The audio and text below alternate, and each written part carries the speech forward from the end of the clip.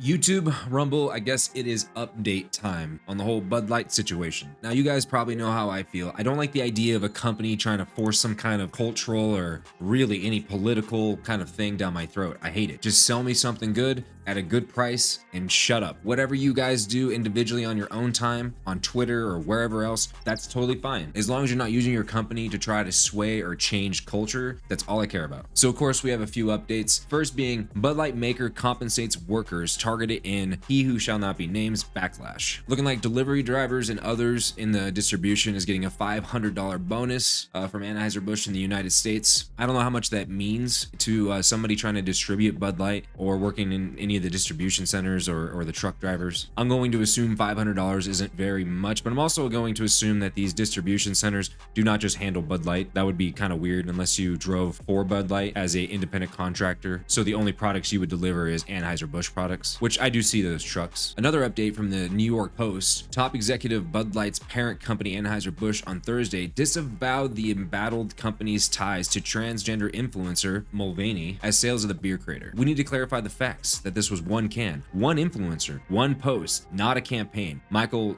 Dukurs, I think is how he pronounces the name, told investors during a earnings call. Dukurs went on to decry the misinformation spread on social media after Mulvaney's last month posted a photo with Bud Light while in a bathtub on TikTok to his more than 10 million followers. Now I hate this. This shifting blame thing drives me crazy. They've been saying this for a while, and this is not an apology. This is just crap. You want me to believe that Bud Light, your company's beer, like #1 seller in the United States alone, is somehow allowing another company do the marketing? Yeah, I don't think so. Especially since you basically fired the VP of Bud Light and a couple of others. Yeah, that doesn't seem to add up that you just let this kind of happen. Apparently in other news, Anheuser-Busch CEO Michael Dukurs briefly discusses the impact of Bud Light promotion with transgender influencer blah blah blah last month, that was promptly met with backlash that led to the lag in Bud Light sales. On the company's May earning call, Dukurs said the beer's brand's dip in sales in the 3 weeks followed the onset of the backlash represented roughly 1% of the company's global sales volume during that time. Now I think this is kind of misleading because they're kind of intertwining the two things by saying the company's backlash was represented only by 1%. And I say that because at the beginning it says the beer brand's dip in sales in 3 weeks. So they're talking about Bud Light specifically while also referring to the entire company's global sales, which would be obviously afloat by all their other products they sell that's outside of Bud Light. Yeah, Anheuser-Busch owns a lot of products. They own a lot of different types of beer that a lot of people weren't aware of and probably were still buying unaware that it was being owned by Anheuser-Busch. Beers like Corona and Michelob, for example, which now I think more and more people are starting to find out and actually read the box or do a little research to find out what beers Anheuser-Busch owns. Also, most of us aren't stupid. We are aware that Anheuser-Busch products are sold all over the world. It's not just the United States. We don't live in some kind of weird Bud Light vacuum, okay? It's sold everywhere. And I do know that most Americans like to imagine they live in a very different world than everyone else. But in reality, we kind of do. Now to move on to something a little more telling on what's happening here in the United States, it looks like Bud Light US retail stores sales fell roughly 21% compared to a year earlier. Meanwhile, sales of rival brands, Coors Light and Miller Lite, each rose about 21%.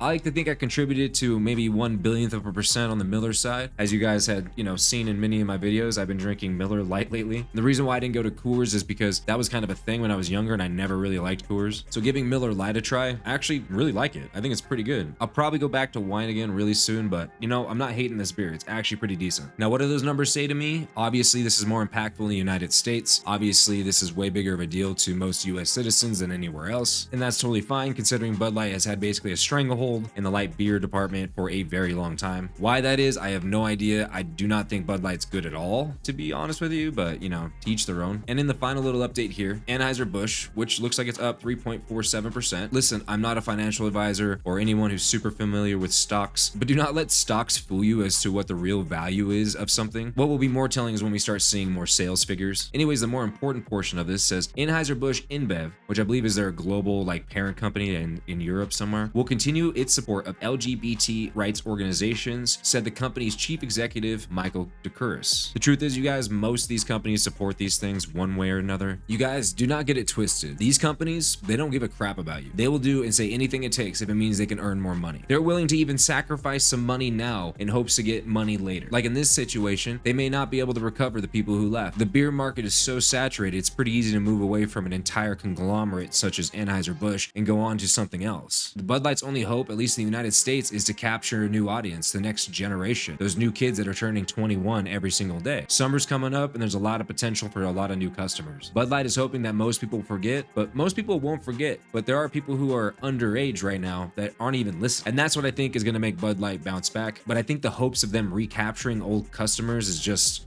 not really in their ballpark. I think they're way over that by now, especially how long it's been. I think what they're looking forward to is that next generation. The next generation that just doesn't care or just isn't paying attention. This issue that came out of this for a lot of people was the whole T portion of this LGBT thing, right? My biggest issue mainly was this person who shall not be named caricature of women, basically wearing a woman's face, making it all a game. It's all an act. I feel like that should be illegal. I don't know. This person's wanted to be famous forever. You can go back in Mulvaney's archive and see the desperation to become famous and the willingness to do anything to get that fame. Anyways, guys, you know me, I'm not a deep dive guy. I just throw a video out there on something I'm thinking about, what's ever cooking in my brain, and put my 2 cents in here and there. That's about it. I would love to hear from you guys though. Please leave a comment down below. Like, dislike the video, of course. Don't forget to sub to the channel. That would mean a lot to me. Hit the notification bell as well. And yeah, that's it. I'll see you guys in the next one.